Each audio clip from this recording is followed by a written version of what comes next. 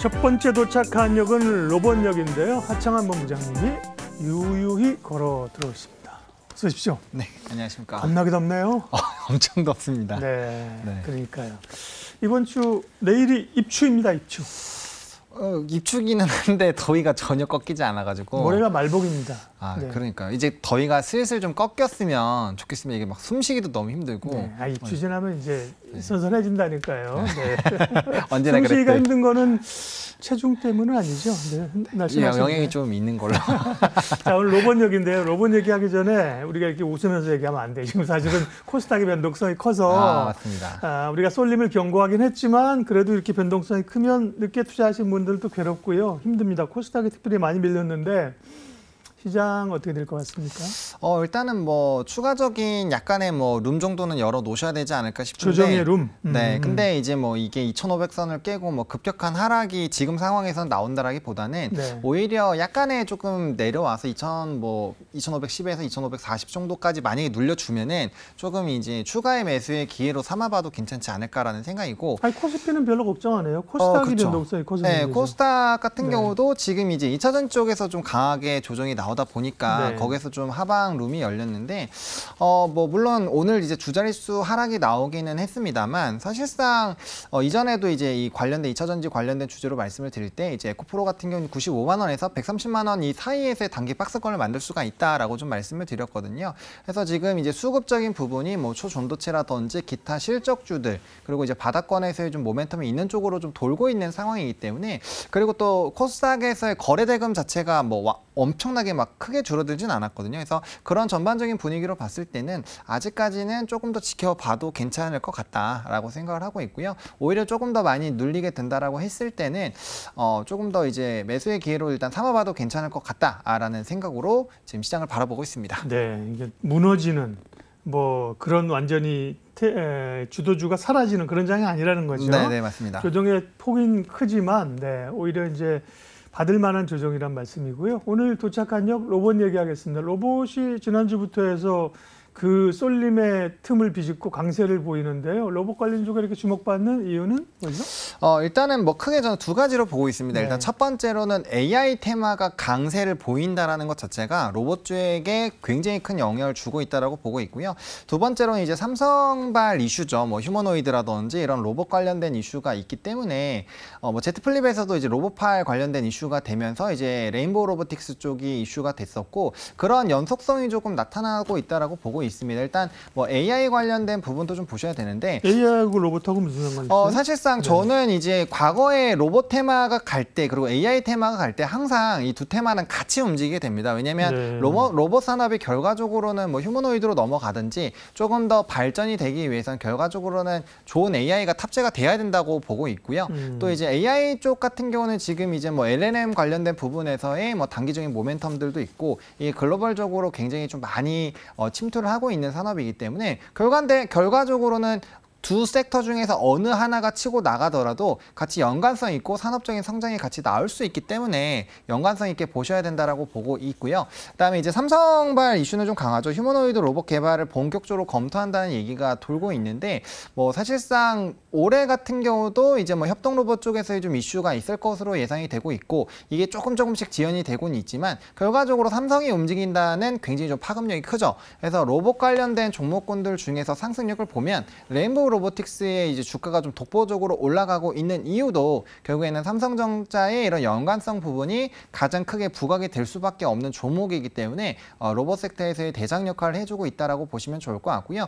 이 두 가지를 빼더라도 사실상 계속적인 관심을 가지셔야 되는 게 이제 최저임금 상승이 연속적으로 이어지고 있는 상황이고 그다음에 제가 가장 주목하고 있는 건 출산율입니다. 결과적으로는 지금 협동 로봇이라든지 물류 로봇 쪽으로 시장이 빠르게 확산이 되고는 있지만 결과적으로 출산율 부분은 우리가 노동력 부분을 완전하게 메워줘야 되거든요. 그래서 지금 이 로봇에 대한 영역 확장이 협동 로봇 이제 탑재해갖고 같이 활용하는 그런 부분이 아니라 이제 실질적으로 뭐 소방 작업을 한다거나 아니면 우주 산업 쪽을 한다거나 이런 쪽으로 지금 영역이 계속적으로 확대가 되고 있고 노동력 자체를 조금 뒤집는 그런 이슈가 많이 발생을 하고 있거든요. 대표적으로 치킨 튀기는 거죠. 로봇팔 관련된 부분으로 그런 시장들이 계속적으로 확대가 될 거기 때문에 그리고 사실상 키오스크도 버전도 전 로봇의 가장 최하위 버전이라고 생각을 하거든요. 그러니까 그렇게 노동력들을 바꾸는 이슈들이 계속적으로 발생을 할 거기 때문에 뭐 단기적인 뭐 이런 두산 로보틱스에 대한 IPO라든지 이런 부분이 아니더라도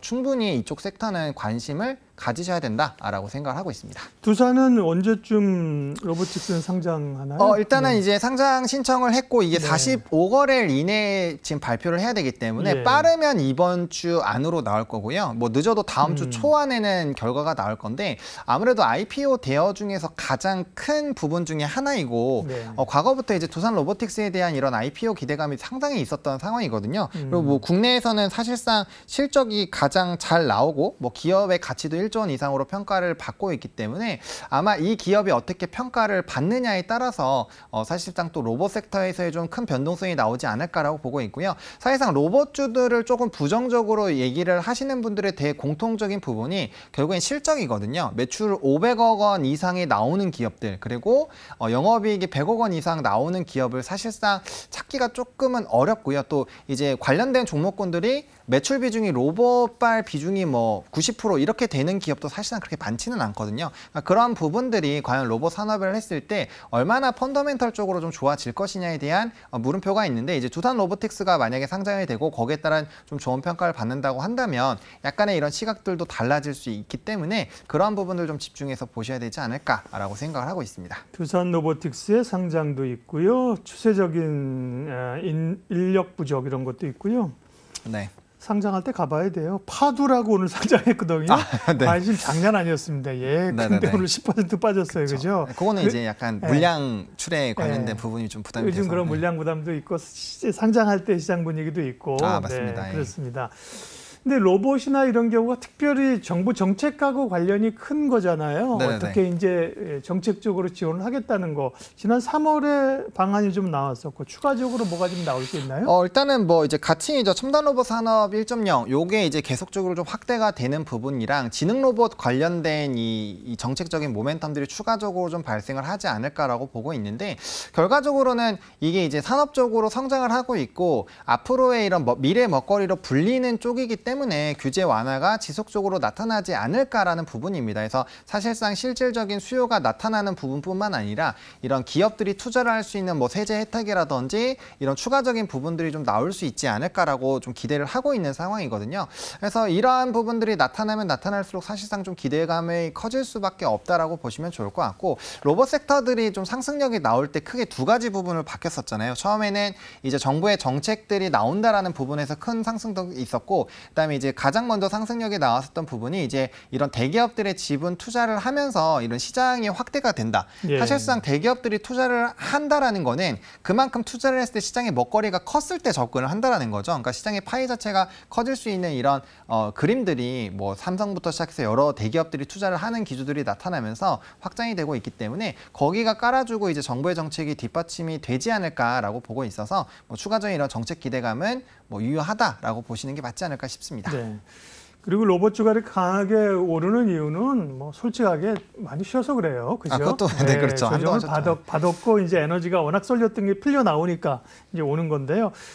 그럼 이제 로봇 산업을 보면서 남은 하반기에 포인트로 잡아야 될 점하고 또 로봇주 가운데서 관심주, 탑픽 종목까지 함께 알려주시죠. 네, 일단은 로봇주는 저는 장기적으로 보셔야 되는 산업이라고 봅니다. 앞서 말씀드린 대로 우리나라 같은 경우는 출산율 부분이 저는 가장 걸리기 때문에 앞으로 해당 부분이 좀 성장을 할 것이고요. 그리고 제가 봤을 때는 이 사업의 영역이 확대되는 속도가 굉장히 빠릅니다. 뭐 우리가 이제 로봇 청소기라든지 이런 쪽 같은 경우는 사실상 실적이 잘 나와도 많이 밸류상 좀 깎이는 영향이 있잖아요. 이 산업이 과연 얼마나 커질까 이런 부분에 대한 물음표가 있기 때문에 근데 뭐 방산부터 시작해서 굉장히 좀 영역적인 부분이 확대가 되고 있기 때문에 이게 얼마나 빠르게 진행이 되느냐 요거를 좀 보셔야 될 것 같고 아마 이제 뭐 하반기 우주항공이라든지 이런 부분으로 어떻게 좀 커져 나갈 건가 이 관련된 뭐 모멘텀이 있는 기업은 뭐 일단 단기적으로 뭐 유로메카나 이런 종목군들이 지금 우주항공 쪽으로 국제과제를 하고 있거든요. 그런 성과가 나오는 것들에 따라서 조금씩의 이런 트리거가 될 수 있고